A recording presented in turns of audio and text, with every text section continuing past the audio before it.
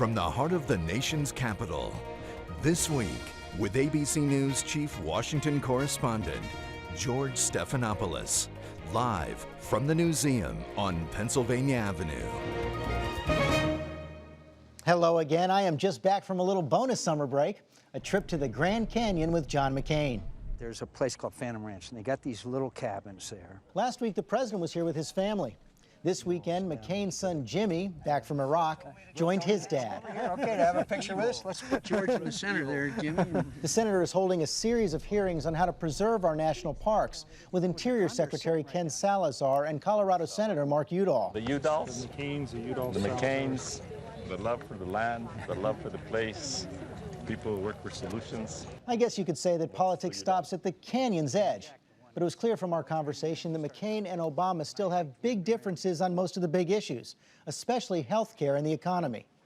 I began by asking McCain to weigh in on the president's war strategy. You just got back from Afghanistan. Earlier this spring, President Obama announced 17,000 more troops and a mission to really take the fight to the Taliban. From what you saw, is it working? They're taking the fight to the Taliban. It's a very tough fight. They're going into areas that the Taliban have controlled for long periods of times in the south. The casualties are up, as we had unfortunately predicted.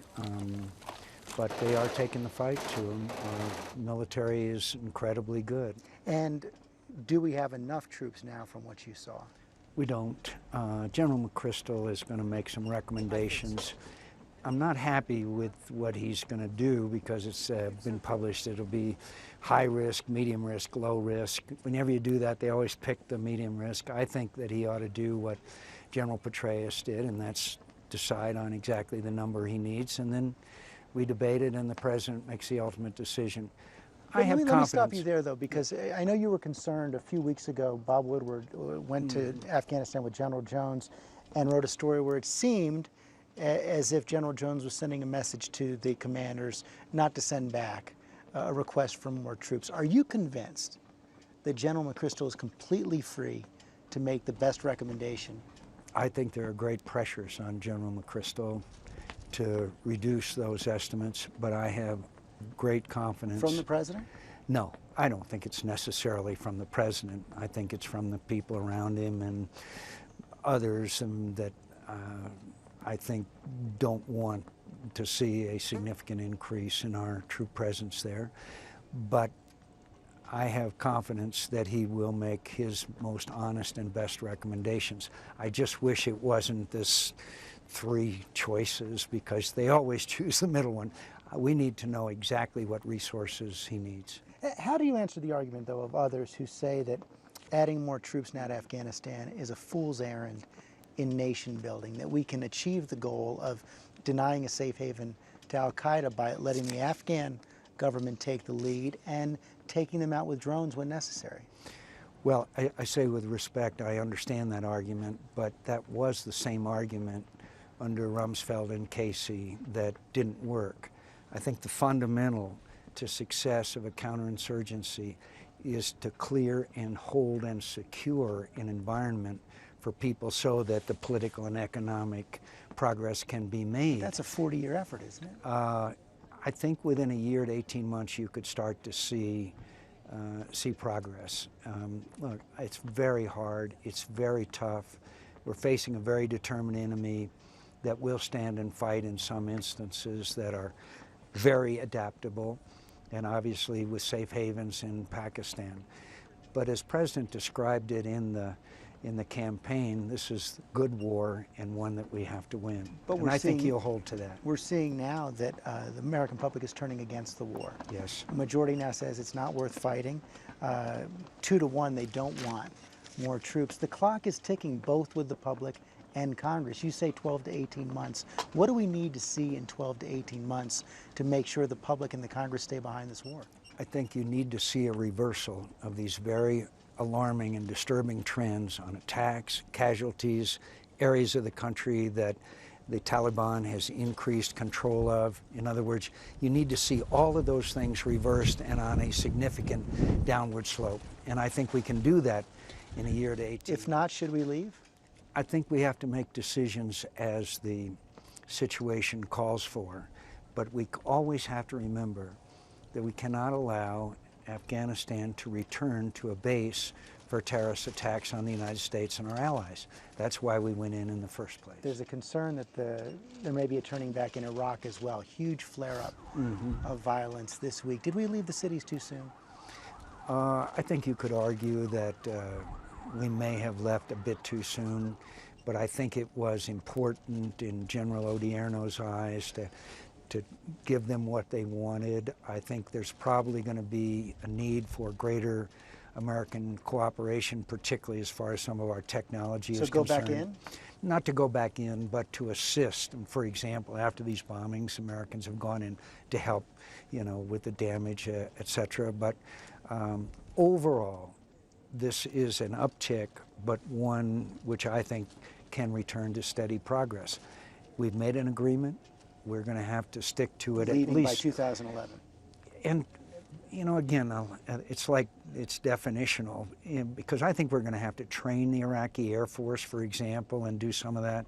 But as far as active combat involvement is concerned, I think we're going to be out of there. I think that's a commitment that we've made. Would we be fighting these two wars any differently if you were president now? Not now, but it's very obvious that for at least 3 years, we conducted the war in Iraq in the wrong fashion. And we paid a very heavy price in American blood and treasure. And we developed a strategy that worked. That strategy is adopted to the different conditions in Afghanistan. And what has emerged, George, which I think we haven't appreciated maybe as much as we should, is that we have a group of leaders, both at the officer and non-commissioned officer level, that is unbelievably good. I ran into a colonel in Iraq that was there for his sixth tour of duty, because he wanted to be back there. I mean, it's amazing. That's putting a huge strain on so many families. It's put tremendous strain on families. It has caused tragedies and loss that grieves us and brings tears to our eyes. But they have succeeded, and they are so good. They are incredibly good, professional, skilled, and they believe in what they're doing. And you believe that President Obama is giving those troops the support they need? I think the decision on resources, which is coming up, will determine that. I know that President Obama made those statements about how important this conflict was during the campaign, and I do have confidence that he'll make the right decisions. One more foreign policy question. You were in Libya last week with Colonel Gaddafi. You tweeted, said it was an interesting meeting at his ranch with an interesting man, yet we see today the Lockerbie bomber returns to hero's welcome. Did you talk to the colonel about that? Yes, we said that we thought it'd be a grave mistake to give this individual a hero's welcome, and I think most Americans condemn the decision of the Scottish judiciary to let him loose.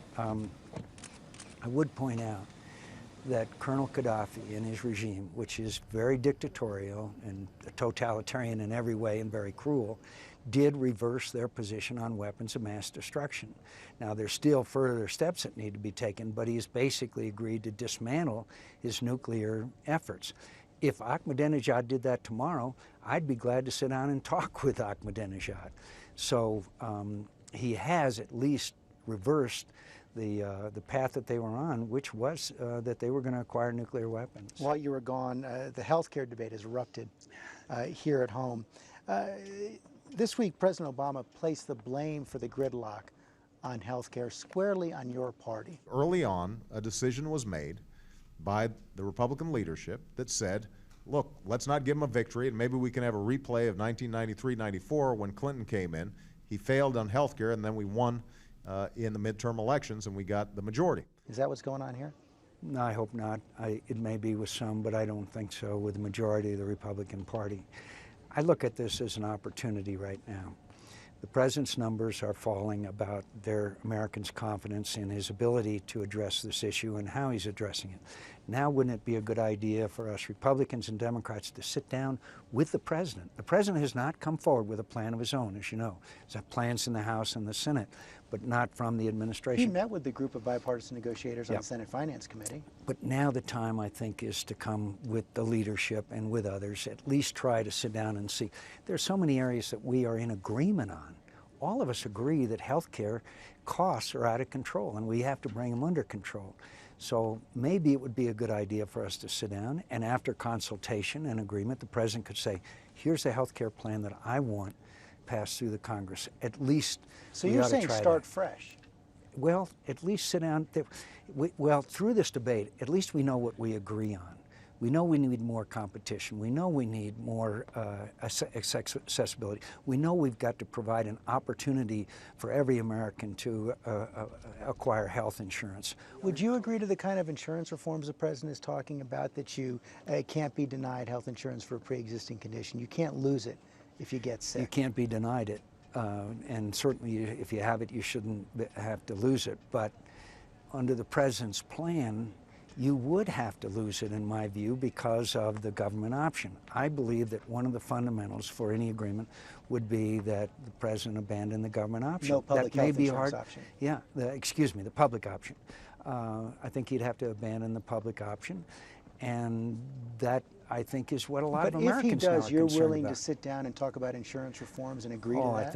I think that Republicans are more than agreeable to sit down and talk about various reforms. The president also says that the debate has been infected by falsehoods. And probably the most notorious one is the one made by your former running mate, Sarah Palin, who said that his bill would encourage death panels, that would encourage euthanasia. He called that an extraordinary lie, and he is right about that, isn't he? Well, I think that what we are talking about here is, are we going to have groups that actually advise people as these decisions are made later in life? That's not in the bill. But it's been taken out. But the way that it was written made it a little bit ambiguous. And another thing, I don't think that's correct, Senator. The bill, all it said was that if a patient wanted to have a Medicare consultation about end-of-life issues, they could have it at their request, and the doctor would get reimbursed for it. No panel. But there was a provision in the bill that talks about a board that would decide the most effective measures to provide health care for people, okay? Now, we had amendments, we Republicans, and said that in no way would that affect the decisions that the patients would make and their families. That was rejected by the Democrats in the Health Committee. But that's not So a what death does it? panel. So what does that lead to? Doesn't that lead to a possibility, at least opens the door to a possibility of rationing and decisions made, such are made in other countries? Boy, every single independent group that looked at it said it just wasn't true. Well, then why did the Democrats turn down our amendments that clarified that none of the decisions that would be made by this board would in any way affect the depriving of the needed treatments for patients? I don't know why they did that then. So you think Sarah Palin was right? Oh, look, I don't think they were, quote, death panels. Don't get me wrong. I don't think. But on the best treatment procedures part of the bill, it does open it up to decisions being made that should be left, those choices left to the patient and the individual. That's what I think is pretty clear, which was a different section of the bill. You have worked a lot with Senator Kennedy on immigration and other matters. How much of a difference has it made that he hasn't been part of this debate? Huge, huge difference. No person in that institution is indispensable. But Ted Kennedy comes as close to being indispensable as any individual I've ever known in the Senate, because he had a unique way of sitting down with the parties at a table and making the right concessions, which really are the essence of successful negotiations. So it's huge that he's absent, not only because of my personal affection for him, but because I think that healthcare reform might be in a very different place today. You talked about working with the president now on health care. On election night, you promised to work with the president. I urge all Americans who supported me to join me in not just congratulating him, but offering our next president our goodwill and earnest effort to find ways to come together, to find the necessary compromises, to bridge our differences. Yet I was struck this week, Congressional Quarterly came out with a study of your voting record. And it said your voting record this year is the most partisan of your entire Senate career. Well, I think it's probably been some of the issues. I did work with the president on reform of defense weapons acquisition. I've worked with him on other defense issues. I have supported him on Iraq and Afghanistan. I have on a number of other national security issues we have worked together, and there are other areas where we have simply disagreed. On just about every major domestic issue, and on Guantanamo, even though you say it should be closed, you've been quite critical of the president. Well, let me just say on spending and the stimulus, I think the major reason why the administration is having difficulty today is because of the out of control, unheard of deficit that we're running, which then gives people pause about another $1 trillion that would have to be spent to reform health care in America. On Guantanamo, I share the same goal, but I would, again, they have not had an overall policy developed, which should have come first. And that, I think, has caused some difficulty. I talk to people in the administration, and they say, wait a second. John McCain even voted against Secretary Sebelius for Health and Human Services Secretary, Justice Sotomayor. Well, all I can say is that I use my best judgment. I consider myself the loyal opposition, and that is loyal to the president where I can be, and in opposition where we have fundamental disagreements. And I look forward to working with the president on a number of issues, and I will continue to try to do so. Let me bring up one of them. You just talked about the deficit. We just learned today the administration saying that over the next 10 years, the deficit will be $2 trillion higher than they thought, $9 trillion. I spoke with Treasury Secretary Geithner just a couple of weeks ago, and he pledged that this administration would do whatever it takes to get that deficit down over the long run, including new revenues. Can you make that same pledge? No. First, we have to send a message to the American people that we're serious. The earmark and pork barrel spending, you know, and when we're talking about earmarks, only a few $1 million, That's a tiny fraction of the budget It's a tiny problem. fraction, but it's a signal of how serious we are. And when you say it's a tiny fraction, remember, every time we add one of those projects, it becomes a permanent part of the budget. So it has a cumulative effect. Look, there was 9,000 of them in the omnibus bill. I mean, 9,000, and all of them became a permanent part of the budget. So we got to show the American people we're serious about tightening our belts. Then, in my view, we have to look at entitlement reform. And we all know that Social Security and Medicare are going broke. And we have to sit down together and do that. Or maybe have a same thing like a BRAC commission, Commission of Most Respected Americans, come out with a recommendation to reform Social Security and Medicare, and it's an up or down vote in Congress. The president said he's open to that kind of a commission as well, but even, and I think you would agree that former Fed Chair Alan Greenspan is no slouch on the deficit, has credibility on the deficit. He also says there's no way you're going to solve this problem over the long run without new revenues, probably a value-added tax. Well, first of all, I think the value-added tax is a regressive tax, and it's a European model, which I don't think has been successful. Second of all, should we go to the American people and say, hey, we're going to have new revenues when we're spending several $1 million on a pork barrel project that we have corruption? We have absolute corruption that people go to jail on? Can't we reform that first? Can't we go to the American people with clean hands before we ask them to make further sacrifice? And second of all, as principle, I think the worst thing we do in bad economic times is raise taxes. Not right now, but over the long run, you're not going to solve a $9 trillion gap without revenues, are you? I think you can reform Medicare and Social Security and not have to do that if you truly reform it. Look at what eats up a greater and greater percent of the federal budget, the Social Security and Medicare. You've also pledged to help, to work with the president on preserving our national parks. You're here with Secretary Salazar, and one of the things you're having a hearing on this weekend is the threat of climate change to our national parks.